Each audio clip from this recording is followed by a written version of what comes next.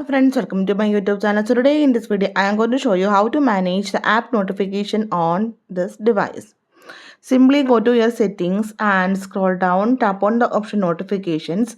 So in this page, you can see the option app notifications. Select this one. Then from here, you can select the applications that which app can send notification on your device.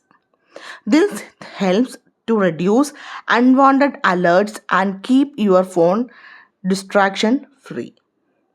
Okay, so you can select the application that only that particular application will send you the notifications.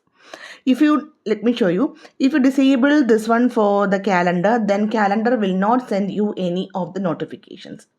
If you enable the calendar, then calendar will send you the notifications.